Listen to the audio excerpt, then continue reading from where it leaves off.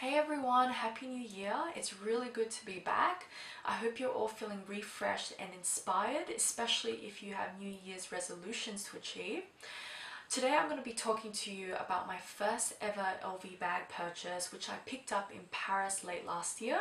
When you're in Paris, there's at least 6 different huge Louis Vuitton stores, so it's a brand which you simply cannot ignore while you're there. This is the Alma BB in canvas Damier Ebene. Adding this bag to my collection is a huge step for me because, and please don't shoot me, I used to not be fond of the Louis Vuitton aesthetic, and it takes a lot of guts for me to say that because I know a lot of you love Louis Vuitton. So at the end of this video, I will explain why and how I changed my mindset. Today, I want to dissect this bag with you under 5 key topics: history of the brand, main design features, reputation, my purchase story, and finally my verdict. Finally, before I jump into it, thank you so much to my subscribers always for your love and your kind support. I got some great feedback in response to my last 2 Hermes videos, and I always welcome your comments. If I ever don't reply to you, it's because I probably missed your comment, so feel free to repost. So let's get started. Louis Vuitton holds the status of the world's second oldest brand, second only to Hermes, and in 2016 reported a revenue of US $10 billion. This is the largest income of all luxury labels. Until 1987, Louis Vuitton was family owned, but then it merged with Moet et Chandon and Hennessy to create a luxury goods conglomerate. Today, LVMH owns dozens and dozens of brands that you know, whether it be Bulgari, Givenchy, Fendi, Celine, and as of last year, also Dior. Everything started in 1837 when 16 years old Louis Vuitton traveled to Paris to begin his apprenticeship as a trunk maker. At that time, Paris was becoming this global epicenter for new ideas. Picture the whole modern art movement. So people were traveling from around the world to meet there, and therefore high quality baggage was absolutely essential to survive the long journey and rough handling. Especially among wealthy elites, they hired artisans like Louis Vuitton to hand make custom trunks to protect their precious belongings. 17 years later, Vuitton opened his own workshop and gave birth to the label LV. He was very successful among the French elite for his innovations. First of all, he popularized flat-bottomed trunks which could be stacked compared to the traditional rounded trunks which allowed water runoff when it rained but took up a lot of room. Vuitton also preferred to use Trianon canvas, which was lightweight, durable, a fashionable grey colour, and also, unlike the leather used at the time, didn't leach any smell to the belongings inside the trunks. As luggage makers copied his style, Vuitton switched to beige and brown stripes, and when he was copied again, he then upgraded to the Damier canvas and then later the monogram canvas created by his son George. All of Louis Vuitton's canvases are coated canvas. This means that it's made from fabric, cotton, which is coated with PVC to achieve water resistance, durability, and a texture that looks and feels like leather.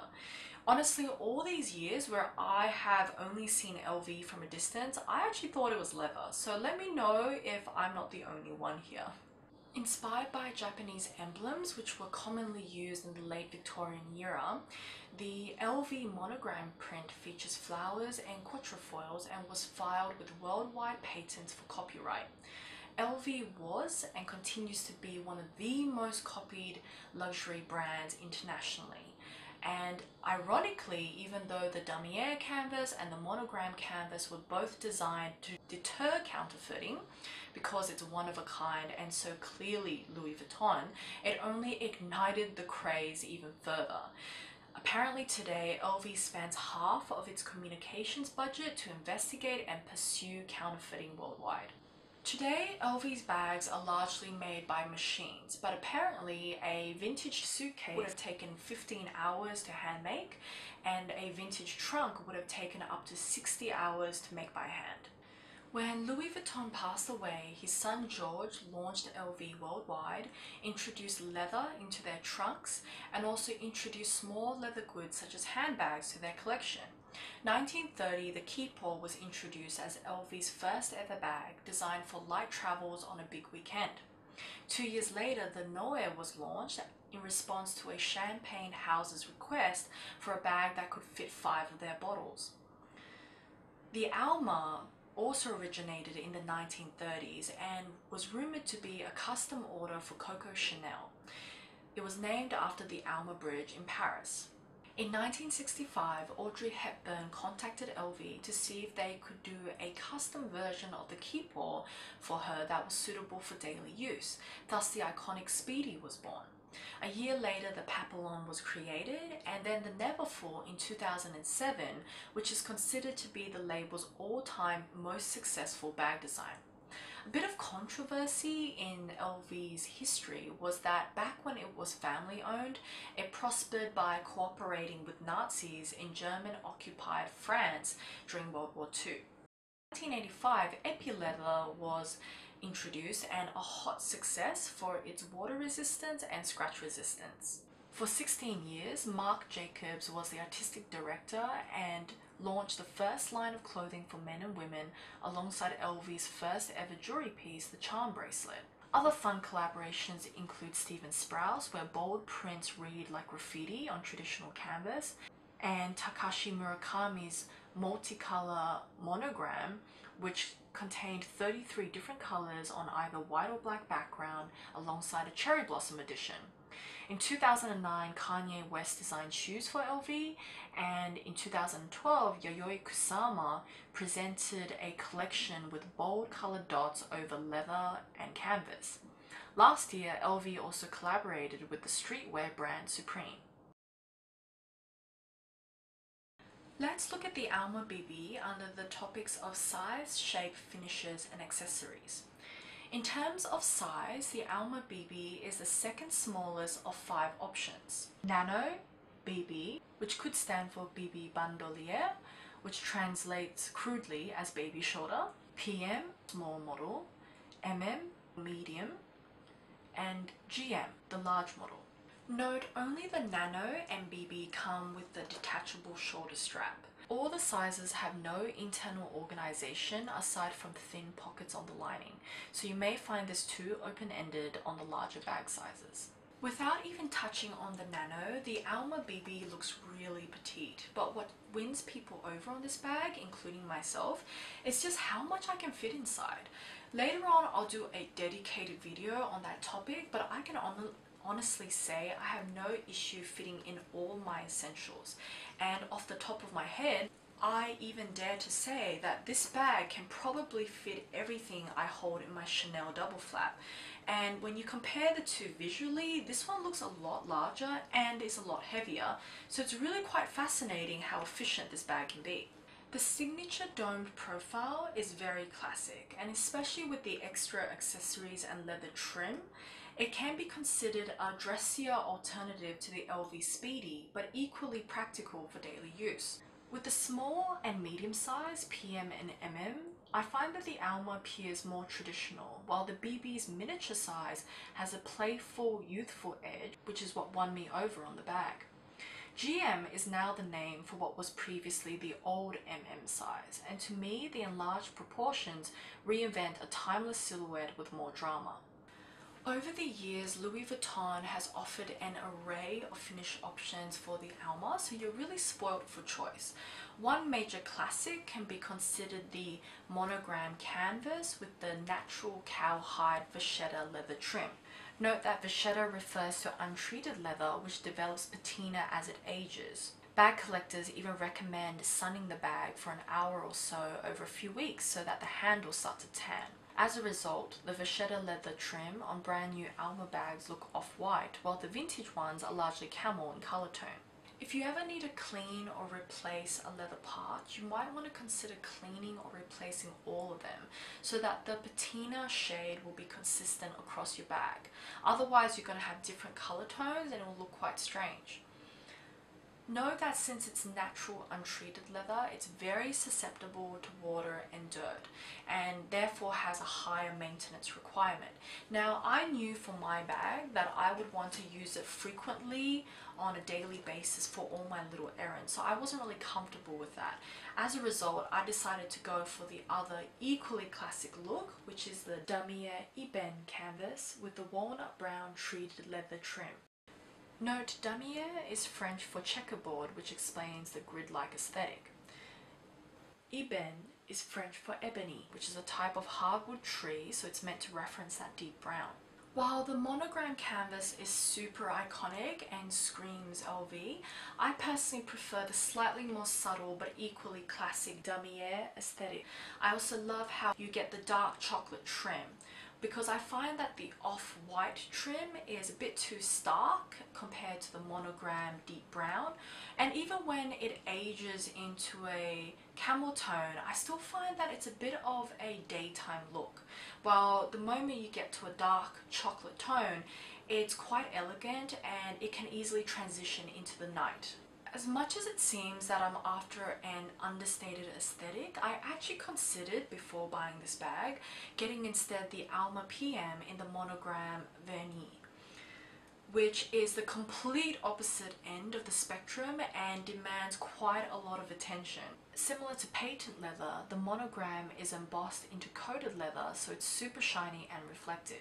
Inherently, these leathers are near waterproof, which I find really attractive, but ultimately I didn't want to choose this leather as they're not as scratch resistant and color transfer can be an issue. I've also heard that it can require more maintenance as finger grease marks can be visible at a close angle. There are dozens of colors to choose from, although some of these are discontinued. If you want hard-wearing and bright, vivid colors, you'll probably be interested in epi leather, and again there's a whole rainbow of colors to choose from. Epi leather is textured grain and water resistant, with the LV logo imprinted discreetly in areas for a nice subtle touch. However, for me personally, the fact that the epi leather and monogram vernis leather has the entire bag in the same color, so the trim is no longer a contrasting design feature, it makes the Alma less exciting for me. Since you lose some of the details, it simplifies the bag, so the only points of interest become the shape and the accessories. At a significantly higher price bracket is exotic ostrich leather, which again has bright color options and the color is consistent across the entire bag. Please correct me if I'm wrong, but I don't believe the Alma has ever been produced in the Damier Azur canvas. Note that this canvas came about in 2006, inspired by the casual French Riviera, and Azur means blue, which is the color tone in the checkerboard pattern, although from afar it can look like grey. In 2008, LV released the Damier graphite canvas, which feels more masculine and urban due to the black and grey, but this is not available for the Alma because it's men's range only. If you've selected a leather exterior, the microfiber interior lining tends to color match the outside, unless your bag is bicolor or tricolor. The lining inside the Alma monogram canvas is a shade of beige, which is consistent with the bag tone overall.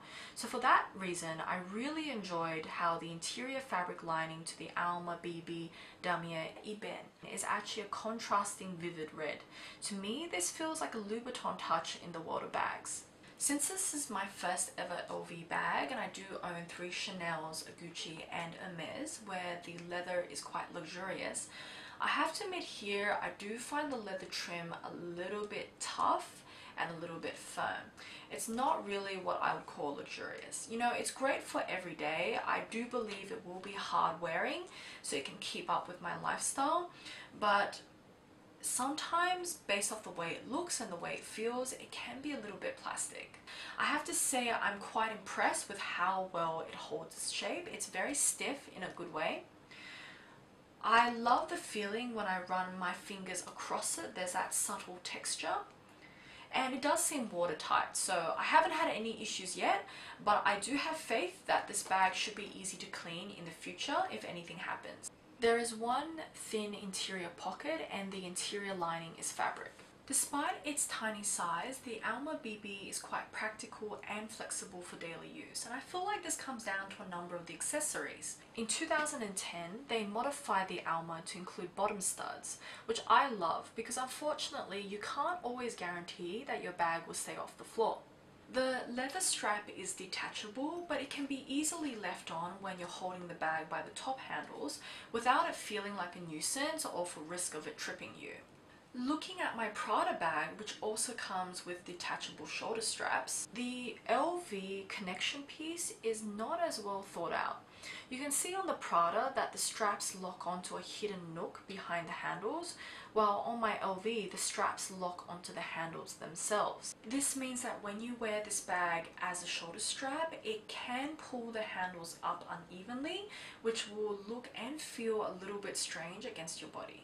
The length of the strap is quite generous when it's off my shoulder, so the bag hangs at my hips. I prefer the bag crossbody where it's more snug at my waist level. Although, since I find the handles don't quite sit steady against my body, they tend to get in the way. So you actually have to push them down or raise them up so they're not awkwardly poking into you at an angle.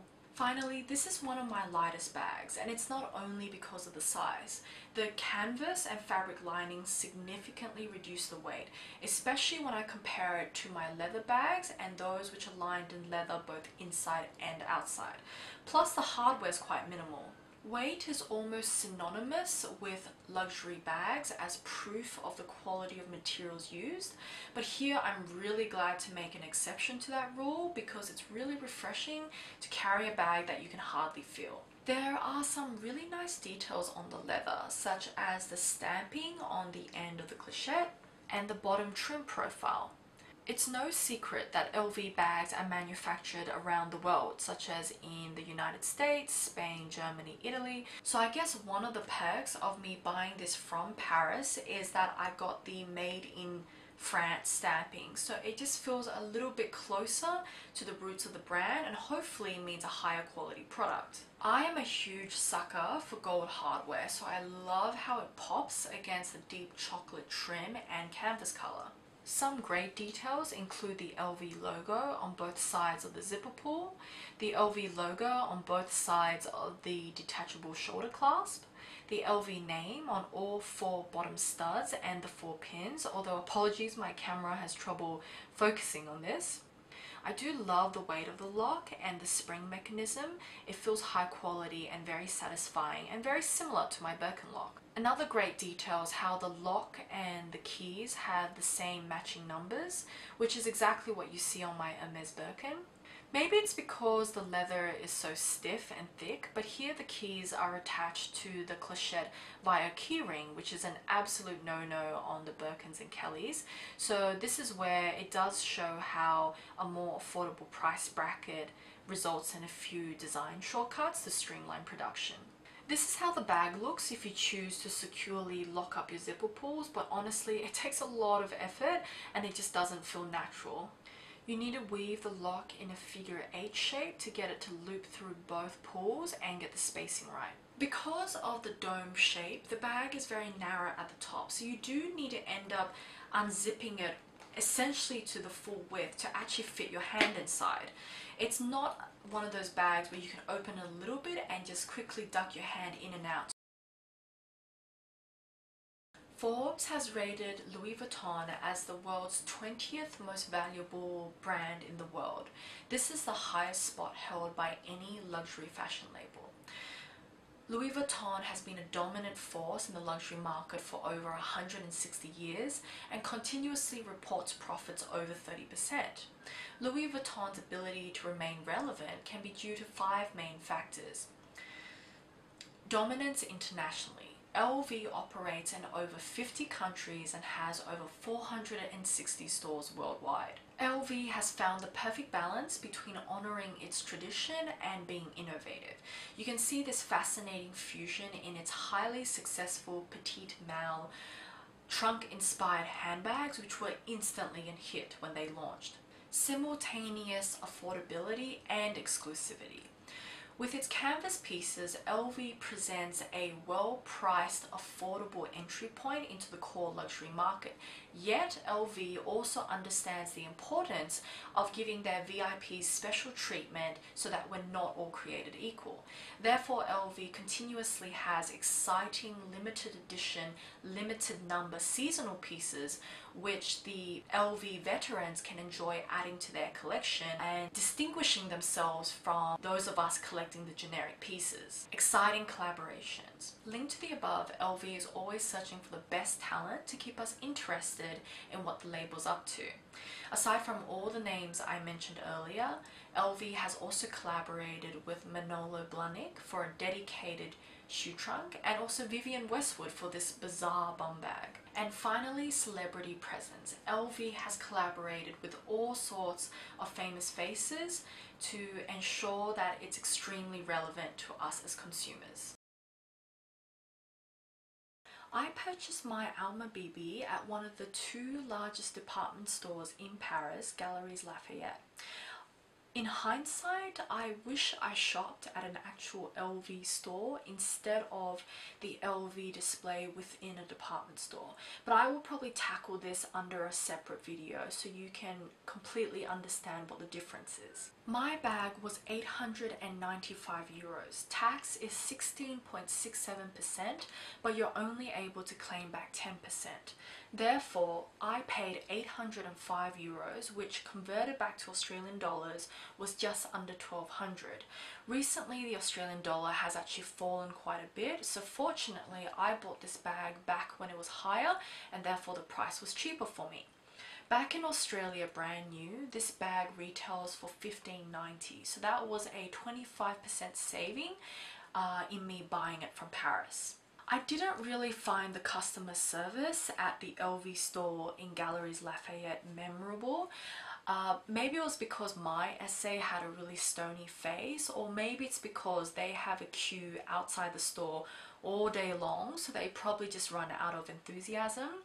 The other annoying factor was that that line is about 45 minutes, and if you're lining up because you want to spend 20 to 30 minutes looking at their bags, that's fair. But for me, because I knew this was exactly the bag I wanted and all I wanted to do was to pay for it and leave, which I did in 5 minutes, waiting for an hour, which was non-negotiable, was extremely frustrating.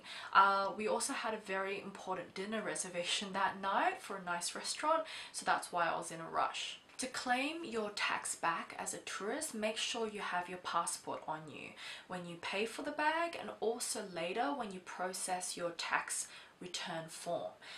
Just know that if you shop at a department store like we did, you have to organize that tax return form on the same day you bought the item. So you got to make sure you leave enough time, because that line can be another hour. Fortunately, when you pay, the name on your credit card doesn't have to match your passport, which was a very strict requirement at the Hermes flagship. So you have a bit more flexibility there if you want to use your husband's card or your friend's card, etc. Before I jump into the specifics of the Alma, I feel like this is the right time in the video to explain why I was adverse to LV for so long. I really hope I don't offend anyone. I think we can all agree that the LV signature is the monogram canvas or the Damier canvas, both of which are quite eye-catching. And before, my taste was that I wasn't into prints. I like to keep things simple. I like to focus on the silhouette. Of course, my taste is changing, and that's why I was able to add recently the Gucci Dionysus Blooms to my collection, which is my only other print bag.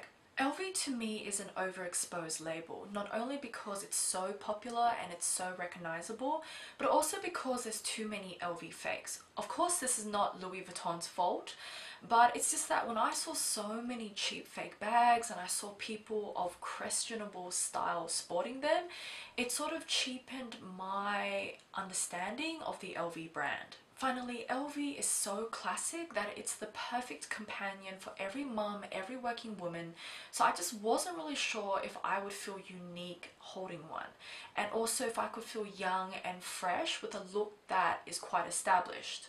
That's when the Alma BB came into the picture and completely revamped my understanding of the LV brand.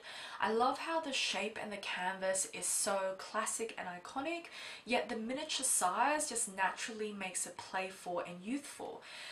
The bag to me has two personalities in one design, and that's what makes it complex and fascinating. This was the individual fun identity that I wanted, and yet with the canvas and the silhouette, it carries the respect and the history of the beautiful LV brand. It's quite an unusual addition to my collection because it's a print bag, it's miniature, and it's really light. As I mentioned, aside from my Prada, where I do have some issues regarding the quality, all my other high quality bags are serious weight commitments, so it's really refreshing to have a light bag. A year down the track, I'll probably do a wear and tear update because we all know that LV has been cutting corners despite raising costs.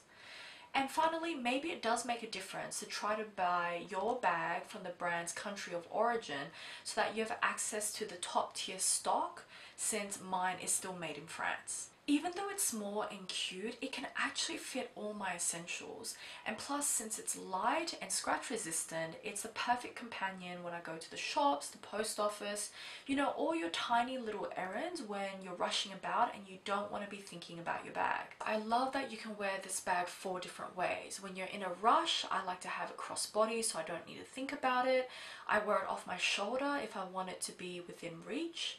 If I'm dashing off or I want the feeling of a clutch, I like to hold it by the top handles.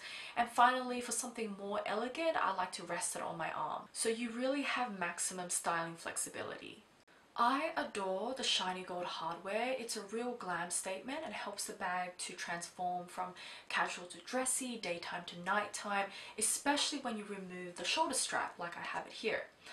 Although, because it is very small and miniature, therefore cute, I would still prefer my Chanel bags for elegant occasions so that I'm taken a little bit more seriously. There is so much detail condensed into this one little bag that it can really be the focus of your outfit and hold its own.